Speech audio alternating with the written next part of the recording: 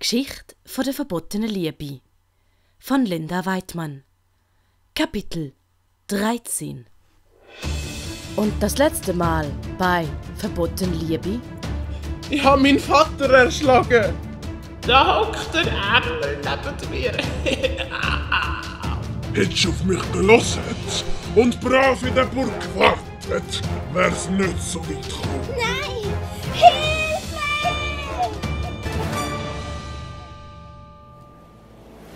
Antonio hatte Brighella gerade anvertraut, dass er seinen Vater erschlagen hatte. Hey, was? Nein, Antonio, das kann nicht sein. Doch, ich hatte den Stein in der Hand gehabt, als ich aufgewacht bin. Und Diego hat gesagt, er hat gesehen, wie ich das gemacht habe. Ich bin ein Mörder. Moment mal, stopp. Du hast ja den Stein in der Hand gehabt, nachdem du aufgewacht bist? Das macht ja überhaupt keinen Sinn. Was wolltest du damit sagen? Hey, ja, wieso hast du denn bitte schön nicht geschlafen? Du bist doch Doralina am Suchen gewesen, oder? Ja, doch. Ich...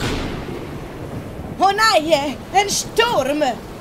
Plötzlich kam wie aus dem Nichts ein Sturm über das Meer. Wir müssen zurück ans Land. Wo sind wir eigentlich? Ha! Brighella, heb dich gut fest, das wird holprig. Ah! Etwas weiter weg kämpfte Doralina im Sturm, auch um ihr und Sergentes Überleben. Hilfe! Ah, Sergente, wacht sie auf! Sergente, der wie ein kleines Bündel gefesselt und geknebelt war, wachte langsam auf.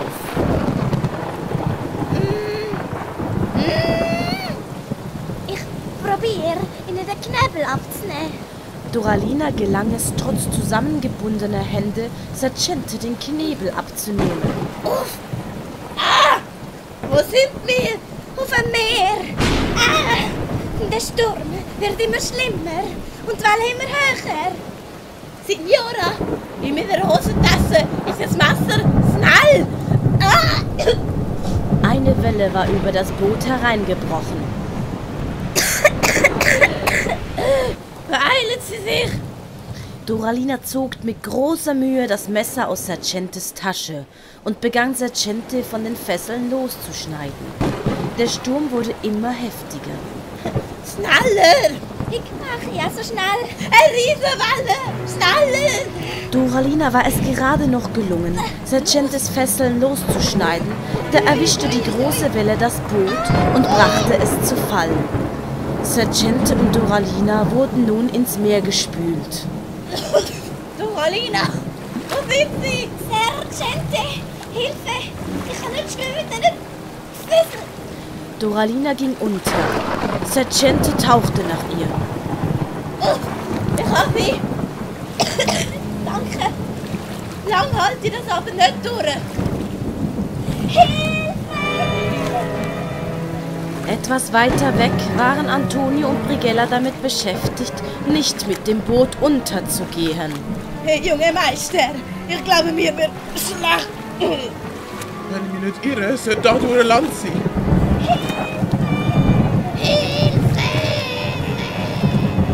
Das ist er doch. Doralina! Und der Sergente. Ich glaube, ihre Stimmen sind von dort gekommen. Doralina!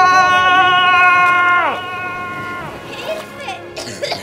Wir sind da! Schnell! Ich kann uns nicht mehr über Wasser halten! Ich sehe die beiden. Da eine. Sie treiben auf den grossen Strudel zu. Schnell, Brighella, hilf rudern! Sergente hat keine Kraft mehr. Sie gehen unter. Ich muss helfen. Brighella sprang ins Meer und eilte Doralina und Sergente zur Hilfe.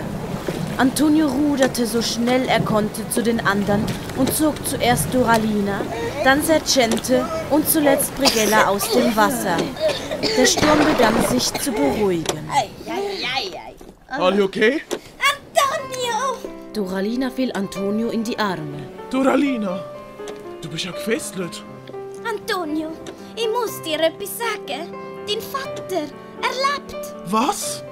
Diego hat dir einreden, dass du deinen Vater erschlagen hättest. dabei war er es.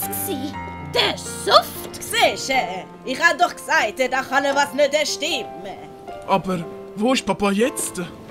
Doralina erzählte Antonio und den anderen, was passiert war. In der Zwischenzeit hatte Signore Diego Pantalone gefesselt in seine Burg gebracht. Beweg dich, du alter Sack! Lass mich los, du Stinkmorchle! Signore Pantalone, der in einer sehr schlechten Verfassung war, wegen seiner Verletzung, hatte keine Wahl, als sich Signore Diego zu fügen und mitzugehen. Wer ist da? Du Dori? Diego warf Pantalone wie einen alten Sack auf das Bett und ließ Dottore aus der Zelle. Pantalone! Was habt ihr mit ihm gemacht? Er braucht dringend ärztliche Hilfe. Ach, der ist doch zäh genug. Los, geh runter. Wir müssen heute noch eine Gerichtsverhandlung. Du Dori? Roswitha? Was zum... Diego hielt Pantalone den Mund zu. Was ist mit Roswitha? Diego, lassen Sie sofort Pantalone los. Oh. Diego zückte sein Messer und hielt es an die Kehle von Pantalone.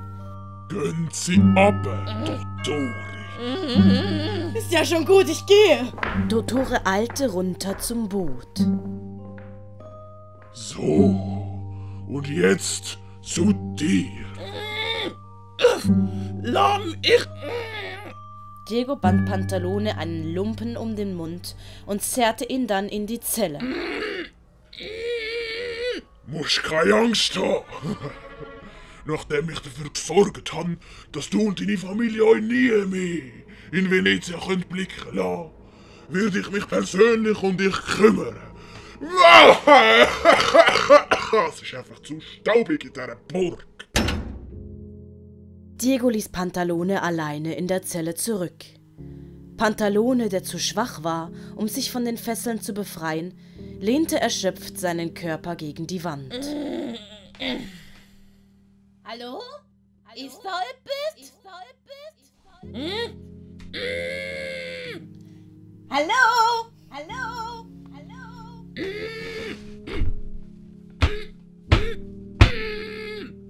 Pantalone hörte, wie sich Leute näherten, und er sah, wie jemand mit einer Kerze in die Zelle leuchtete. Papa? Warte, ich mach auf. Papa, du lebst noch. Ich bin so glücklich. Uff, oh, danke. Oh, Antonio. Ich bin so froh, dich zu sehen. Signore, wo ist denn der Dottore? Der Diego hat ihn an die Gerichtsverhandlung mitgenommen. Und diese Verhandlung hatte soeben in diesem Moment begonnen. Wir fahren fort im Verfahren vom Verschwinden Doralina il Subdolo.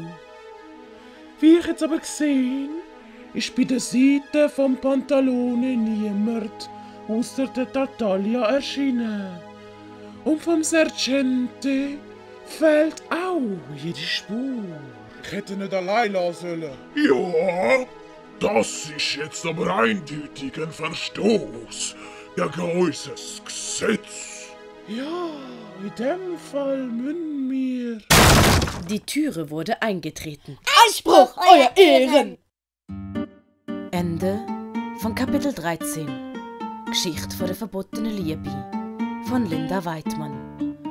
Auf Wiedersehen und bis zum nächsten Mal. Grazie mille for watching the lesson. Please subscribe.